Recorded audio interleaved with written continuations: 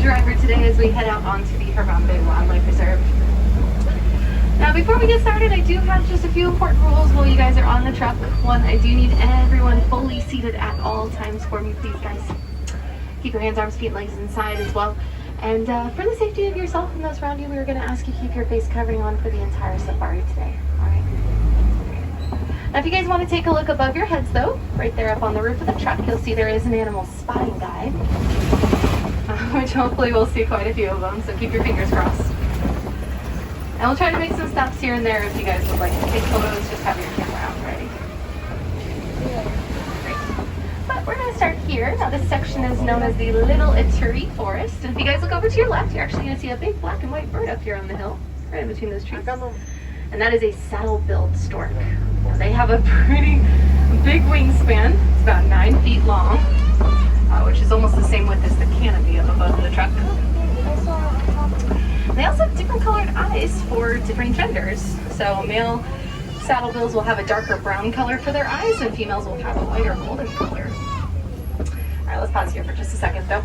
Over to your right, I'm so sorry if you guys saw this and I didn't. You guys are sitting a little higher than I am, but there is an okapi way out there to the right side. There it is.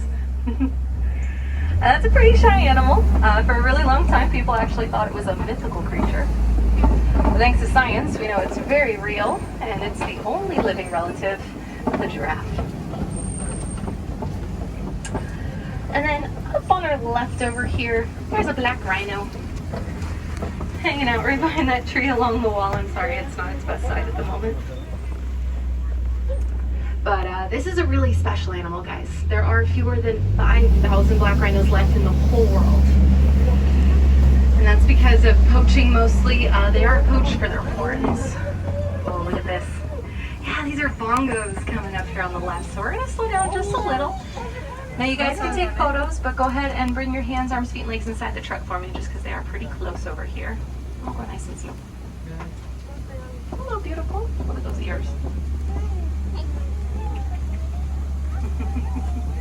That face. Yeah, they're called the ghosts of the forest. Usually they're pretty shy. This is about as close as they get. I don't see this very often.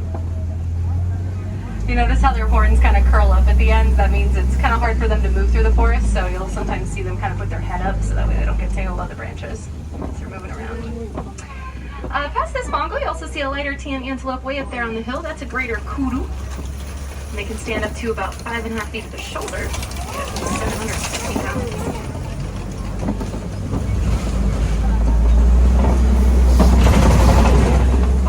Guys, what a start, right? We saw so many animals in the forest.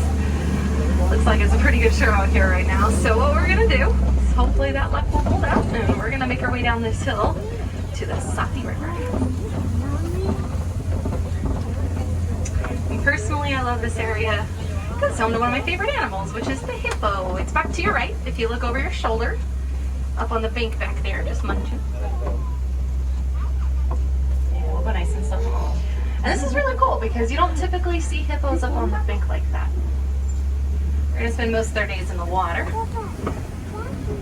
Only really come up on the bank after sundown usually, and that's because that's when they're looking for food. Because hippos are in fact nocturnal. Let's see if we can find a couple more. Now to your left on the island over here, you also see a group of pelicans hanging out. These guys are called pink-backed pelicans, or the pink color that appears on their backs around mating season. Very nice light color. And they're colonial nesters, which just means they're going to always be in groups. They're going to share one nest all together for those eggs.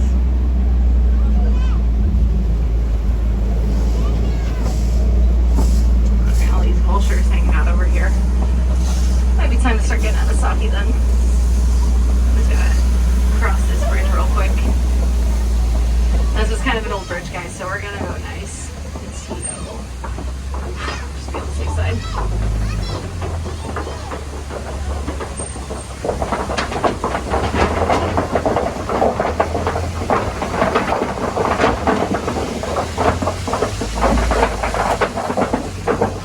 There we go. Alright, now let's get out of here, guys. So, we're going to leave Safi River. We're going to start making our way out to the largest section of the reserve and probably most of your favorites, So we're heading out to the savannah. The savannah is usually where you're going to find elephants, giraffes, who knows, maybe even a light or two. Keep our eyes open. Animals that live out here tend to be on the move quite often. They're usually looking for water because it's long dry seasons out here.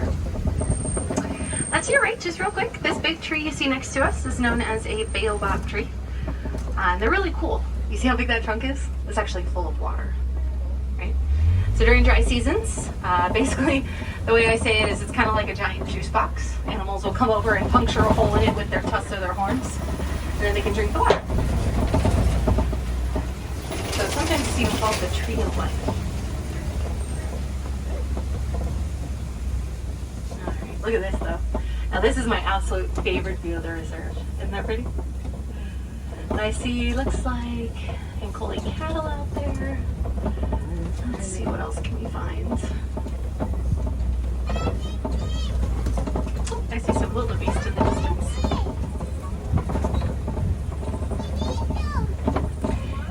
You guys will notice the landscaping is a little different out here. There's a lot of open space, not as many places to hide like the forest. So animals are going to rely more on their speed to get away from predators, or they'll stick close to their herds, right? Safety in numbers.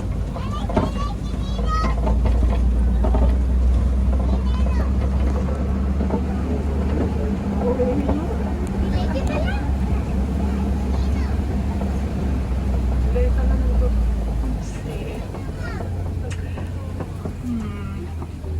Let's check up here. I do see this cave coming up. These are good spots to find some of those predators, although it is kind of early. Predators are typically nocturnal creatures. Let's see. It's pretty quiet. Alright, well let's keep going then. Oh, but up ahead of us, guys, there's a giraffe that just walked down the side of the hill. It's coming up on the left-hand side over here. It's moving through the trees actually, so if you look out across, there it is. Kind of sticking its head out from behind those trees. And that is the tallest land animal in the world. They can get up to 20 feet tall. Yeah, you know, there's probably more up ahead too. There's a lot of giraffes that live out here. For now though, we're going to come on up to these wildebeest. They're going to be out to your right hand side. And these guys, they participate in something called the Great Migration, where over 1.5 million wildebeest cross Africa at a time. And what they're looking for is water and fresh grazing areas. Like I said, they're going to stay close to those herds, so as you can see there's a big huddle of them over to your right side, and they're all facing in different directions so they can look out for predators out here. And to your left you'll see some springback too. That's this little tan colored antelope over here. These guys are really good jumpers. You can jump about 6 feet in the air from a standing position.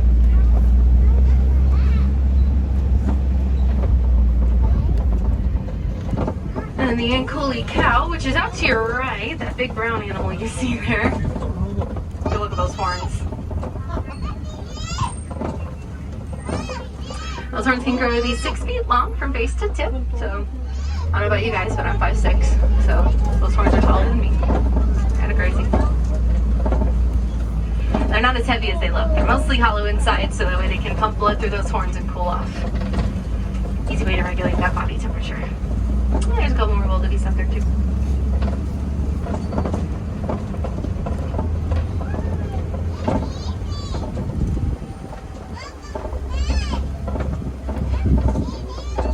Oh, and a couple more Ankole cattle over here. Now these guys are actually really, really close to the road, so you'll get to see these horns up close.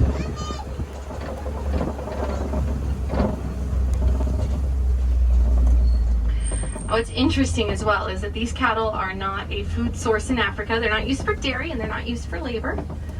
What they are is a sign of wealth. So basically a status symbol. The more of these cows that you have, the wealthier you're considered to be. So really easy for them. They just stand around their whole lives and look pretty, right?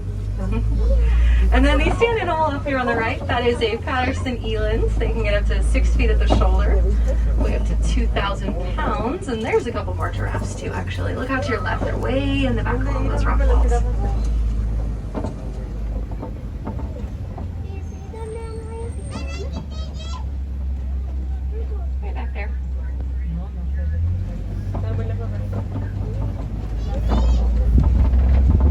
famous for babies. You gotta get up for a baby giraffe because the first thing they experience in life is, well, gravity, because mom gives birth standing up.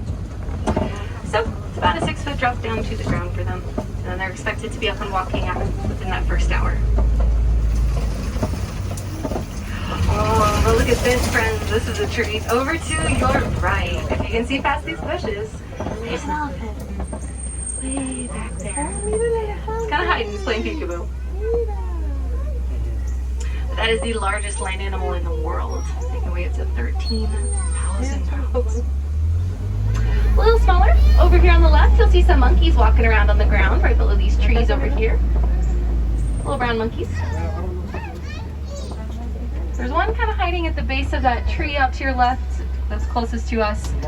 There's one in the back kind of by those bushes back over your left shoulder, and then a couple that are down over the other side of these bushes. But they're called mandrills. They have little pouches in their cheeks so they can store food in and keep a snack for later.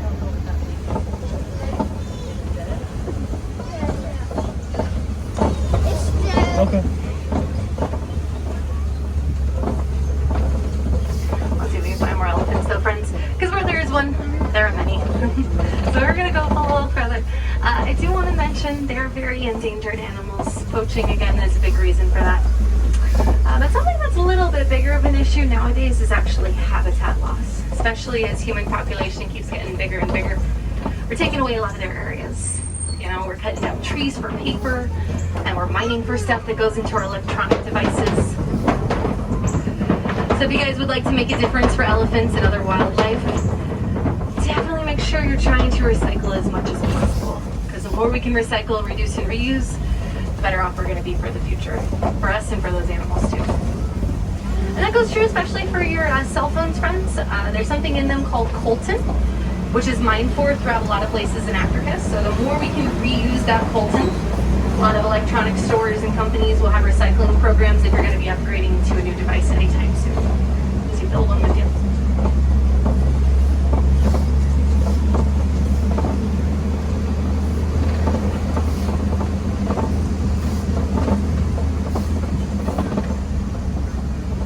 Oh, but I do see a couple more elephants coming up here, so we should get a better view of them around the corner here in just a second.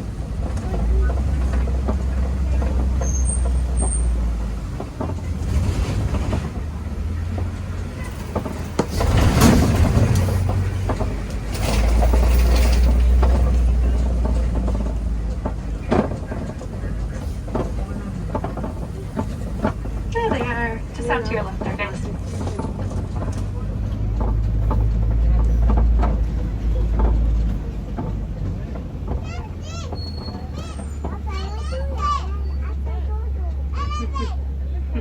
There's a couple of them, yeah. Now, some things about elephants too, guys. So obviously they have the trunk, right? That's something unique for them. There are more muscles in an elephant's trunk than we have in our entire bodies. 40,000 muscles. They also have blood vessels behind their ears, and those ears are going to work like giant fans. So as they flap them, that can help lower their body temperature by up to 15 degrees.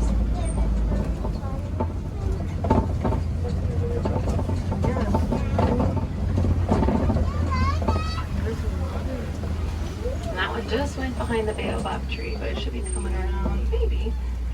Yeah, there it is, right in between the baobab tree and the rocks there. Taking all that hay with it. And then this animal coming up, actually one of my favorites, these are flamingos. And what most people don't realize is flamingos, they're not naturally pink, it actually takes time. They get their pink color from their diet. They eat lots and lots of brine shrimp, which is full of something called beta-carotene. These guys are actually greater flamingos, so they are the palest shade of pink, but you can see a couple younger guys. So straight out to your left, right at the edge of the island there, you'll see those little gray flamingos. They're pretty similar in size, but as you can see, they don't have their pink color just yet. It's going to be a little while. Actually takes about 2 years.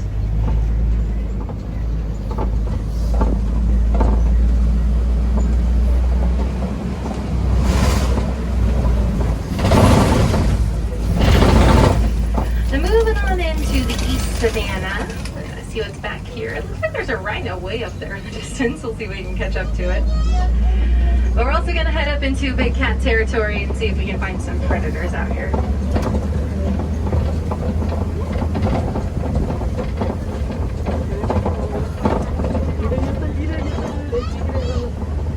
Ooh, and up there, I do see one already, guys. Looks like there's a cheetah coming up ahead of us.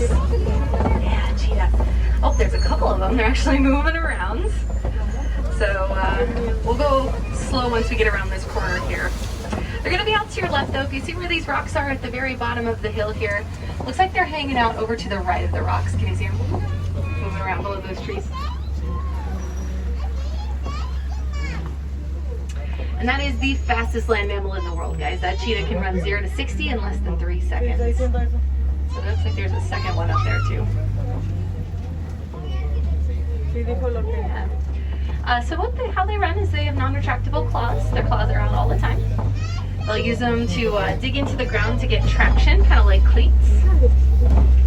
They'll sprint forward and they use their powerful tails almost like a boat's rudder. So as they're moving their tail around, it's going to help them change direction while they're running.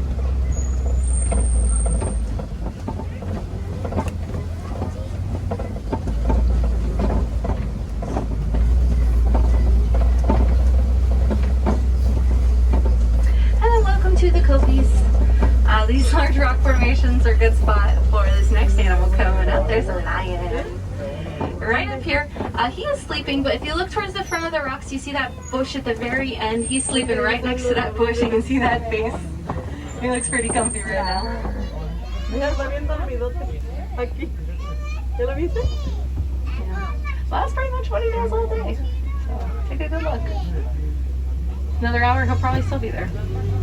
The reason they rest so much throughout the day is because they are nighttime hunters. So once the sun goes down, the females will go out to do their hunting. The male will stay back to kind of watch over the territory and protect the cubs. And then over to your right, you'll see some ostrich over here. These are female ostrich. Just over here. The female you can always tell because they have lighter feathers. They're gray, whereas males are a little darker. They're black. Here's a good view of that female lion too. She's sleeping. Kind of got one lazy eye open. And then this little brown antelope up on the left over here, that is a water bug. And they are very, very lazy animals. They love water. They'll stay close to them. You'll actually see my favorite thing about them though coming up on the left. That's this little white target they have on their butts. They're pretty cute. Alright, but we'll wave goodbye. We're going to get out of here.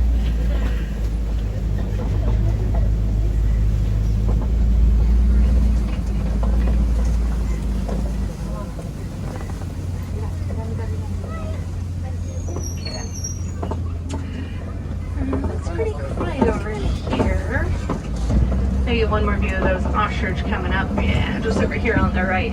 They can get up to 9 feet tall, by the way. These birds are flightless, meaning they cannot fly at all. But they can run pretty fast, 40 miles an hour. Also down to your right, you will see some ostrich eggs right down there. Those are 3 to 4 pounds each. What's really crazy is that if you were to boil one of those eggs, it takes about 2 hours. And they are a community nest, so that means all those eggs belong to different females. I'll take turns sitting on top of them every once in a while, but they don't have to sit on them all the time.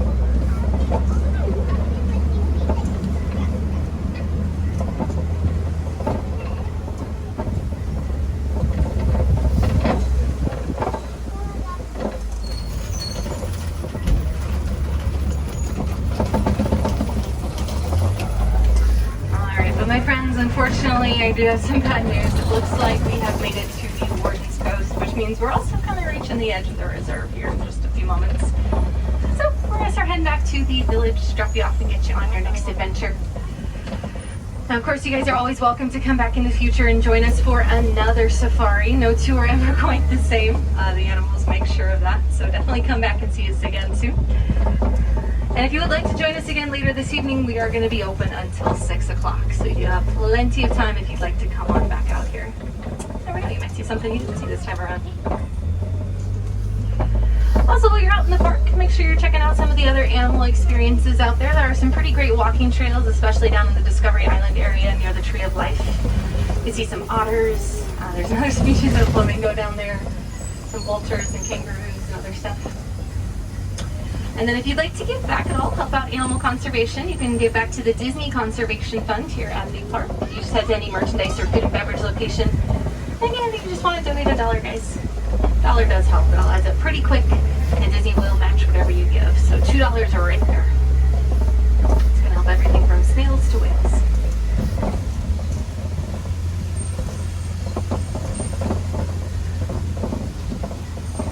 Since we are getting kind of close to our dock, though, if you could do me a quick favor, double check your rows, make sure you're not leaving anything on the truck.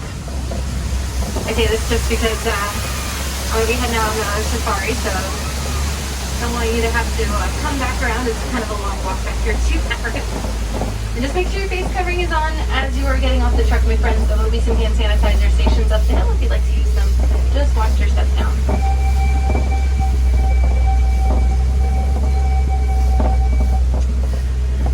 At least out here in Harambe, we really don't like saying goodbye. It's a little too sad and it's a little too final, so we like to say kwaherini, my friends, and that means go well in Swahili. So kwaherini to each and every single one of you. Go well, go wild out there, go make a difference for animals. I do hope all of you have a wonderful rest of your evening here at Disney's Animal Kingdom, and wherever your travels may take you. And again, definitely come back and see us here at safaris again in the future. Stay seated until the warden open those doors to your right-hand side. Once you get the all clear, watch your step down, and again, double check your rows one last time. Make sure you're not leaving any of your cell phones or wallets or favorite children on board. Head up to the top of the hill, take a left, cross over the bridge down the hill, and that'll take you back to the village. Have a great rest of your night out there.